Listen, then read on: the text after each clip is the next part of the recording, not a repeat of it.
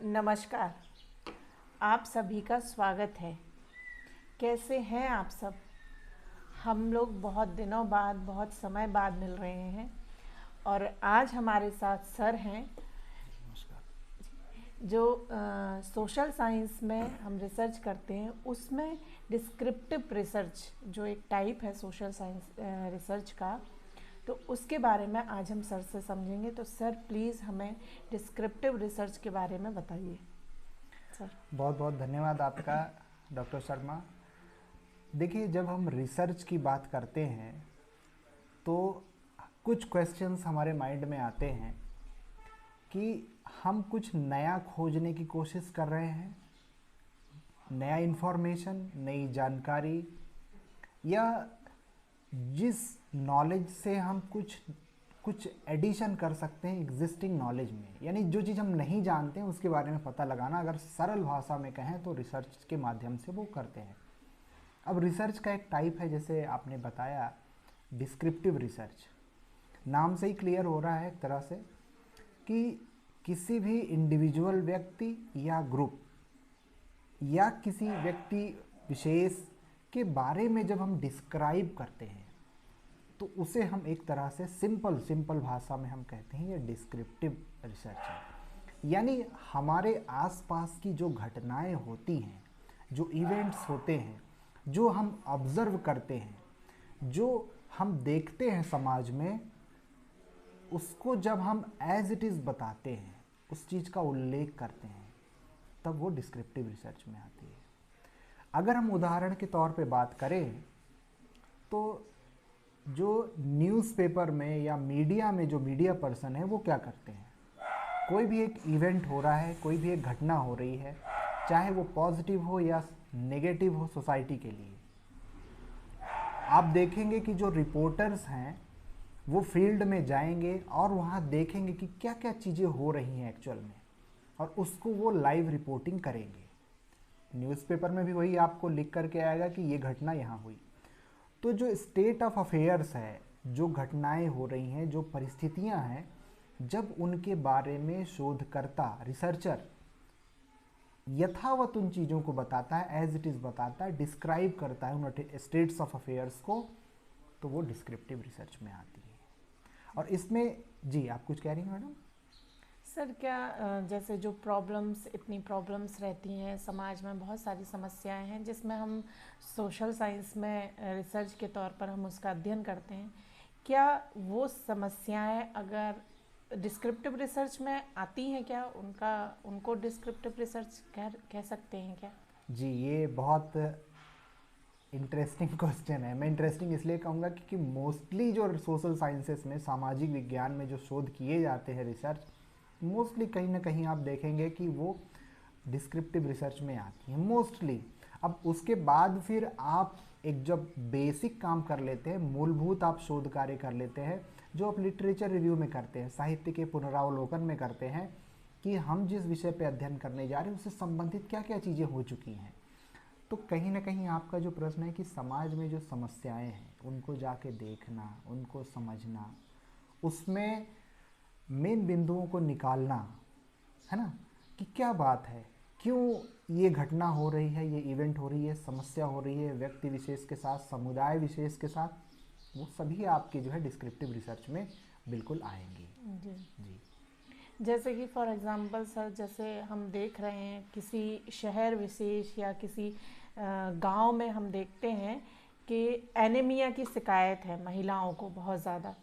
तो उस पर अध्ययन करना, कि उनके कारणों को जानना, उनका क्यों समस्या पैदा हो रही है, कितने परसेंट में समस्या है, तो क्या ये डिस्क्रिप्टिव रिसर्च है? देखिए, डिस्क्रिप्टिव रिसर्च में एक रिसर्चर जाएगा, फील्ड में जाएंगे और देखेंगे कि वहाँ क्या क्या चीज़ें हो रही हैं। जहाँ तक बात है कारण की, कि कारण क्या है और उसका प्रभाव क्या है, वो कॉजल इफेक्ट में, मतलब कॉजल काइंड ऑफ रिसर्च में आएगा।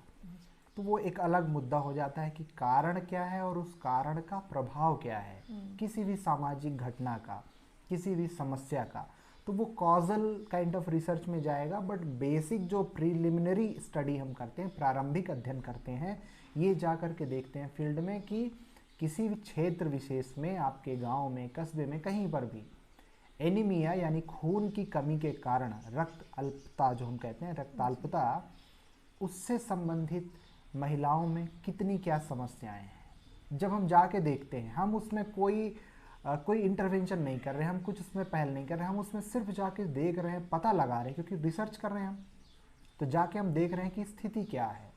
अब छत्तीसगढ़ की अगर हम बात करें तो छत्तीसगढ़ में सिकल सेल की जो समस्या है, बीमारियां है, जो एक तरह से बीमारी है महिलाओं में, आप देखेंगे सिकल सेल से संबंधित है।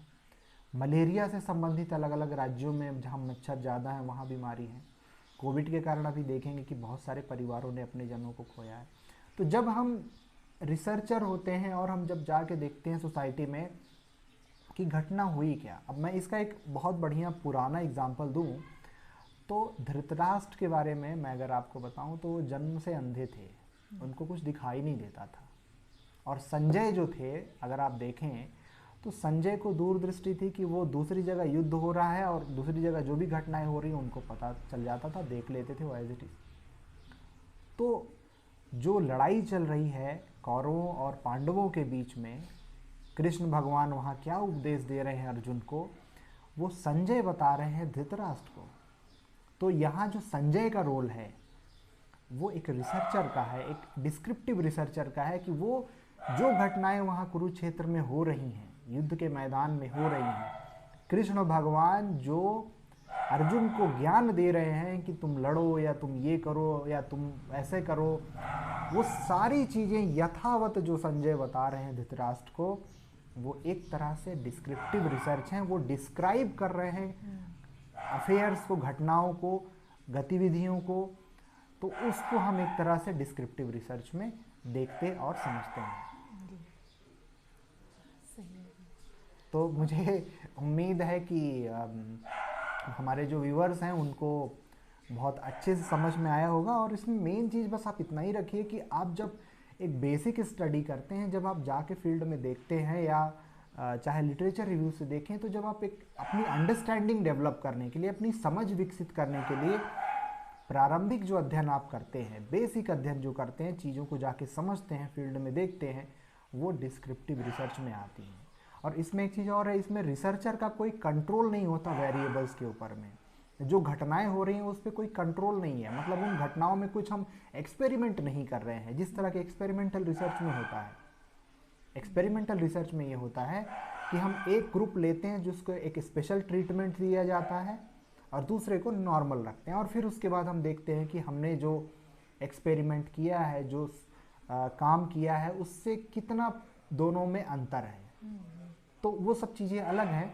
यहाँ जो हमारा मुद्दा है आज का, यहाँ जो हम समझना चाह रहे हैं वो ये है कि डिस्क्रिप्टिव रिसर्च में जो रिसर्चर है वो फील्ड में या जिस व्यक्ति विशेष या समूह विशेष, ग्रुप विशेष की जो विशेषताएं हैं, जो समस्याएं हैं, जो महत्वपूर्ण बिंदु हैं, जो उनकी बातें हैं, उनको, पॉइंट्स को, पहलुओं को यथावत बताने का प्रयास करता है।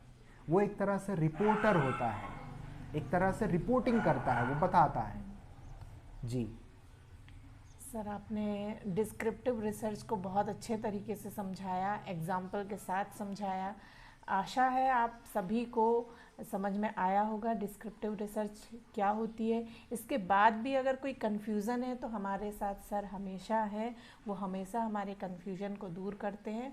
और इसके साथ ही मैं बताना चाहूँगी कि बहुत सारे टाइप्स हैं रिसर्च के, सोशल रिसर्च के, जिनको हम आगे समझेंगे और अलग अलग समय, अलग अलग सेशन में हम सर से रिसर्च के टाइप्स के बारे में समझेंगे। तब तक के लिए धन्यवाद।